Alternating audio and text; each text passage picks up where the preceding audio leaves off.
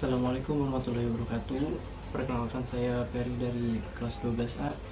Pada kali ini saya akan membahas mengenai rendahnya sumber daya alam manusia di Indonesia.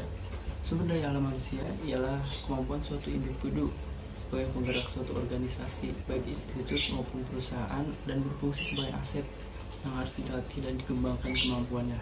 Sederhananya, sumber daya manusia ialah kemampuan seseorang untuk hidup dengan baik dan mampu memecahkan masalah yang ada.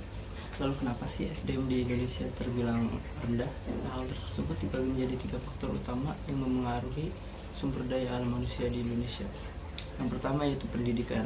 Pendidikan merupakan suatu hal yang sangat penting karena pendidikan ini dikatakan sebagai dasar manusia untuk hidup yang baik. Kita dididik untuk menjadi suatu manusia yang bisa memanusiakan orang lain. Pendidikan yang baik dapat menghasilkan tenaga kerja yang lebih baik kualitasnya. Hal itu dapat meningkatkan produktivitas kerja dari tenaga kerja yang bersangkutan, menciptakan penemuan-penemuan baru, dan dapat memecahkan masalah-masalah atau solusi atas masalah yang ada. Dengan pendidikan yang baik dapat dihasilkan berbagai jenis tenaga ahli dan terlatih yang mampu bekerja dengan lebih baik. Pendidikan di negara-negara maju pada umumnya sempurna dan baik. Hal ini disebabkan sumber daya manusia ini memiliki kualitas yang lebih tinggi.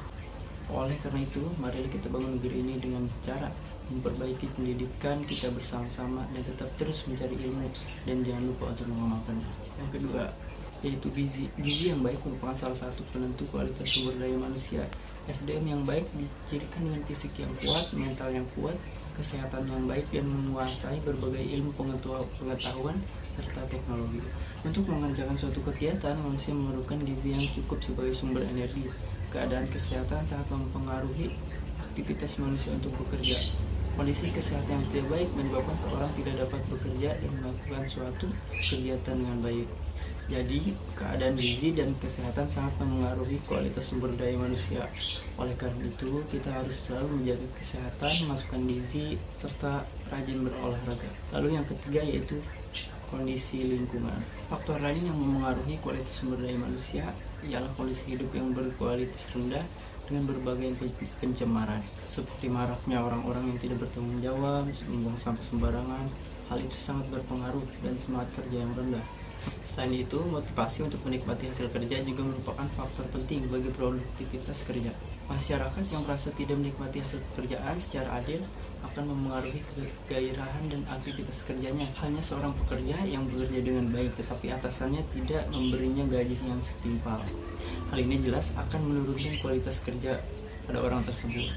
Nah, itulah 3 faktor utama mengenai faktor-faktor yang memengaruhi tinggi rendahnya SDM, terutama di Indonesia. Nah, lalu solusinya seperti apa sih? Untuk mengatasi rendahnya kualitas sumber daya alam manusia yang ada di Indonesia, terutama diperlakukan pemerataan penguasaan teknologi, kualitas pendidikan, dan manajemen pendidikan di Indonesia. Minimnya fasilitas pendidikan serta buruknya manajemen pendidikan, terutama di daerah-daerah terpencil yang cenderung diabaikan, menyebabkan tidak terciptanya pemerataan.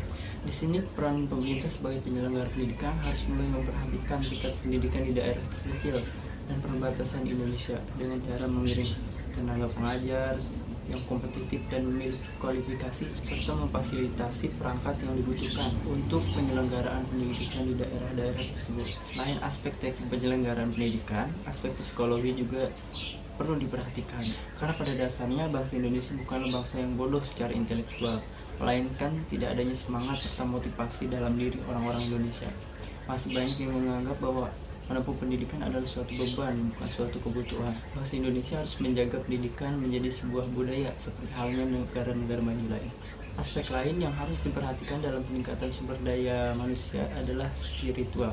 Mencegah orang untuk melakukan hal-hal yang merugikan orang lain seperti halnya korupsi yang seakan sudah menjadi budaya dalam negara ini. Agar dapat bersaing dengan negara-negara maju, Indonesia perlu memperkuat spesialisasi bidang keilmuan. Karena ciri dari suatu ilmu memiliki perkembangan adalah semakin banyaknya spesialisasi bidang keilmuan. Terlebih Indonesia akan menghadapi masyarakat ekonomi ASEAN di mana para pekerja asing bebas keluar masuk Indonesia. Nah, mungkin itu saja. Wassalamualaikum warahmatullahi wabarakatuh.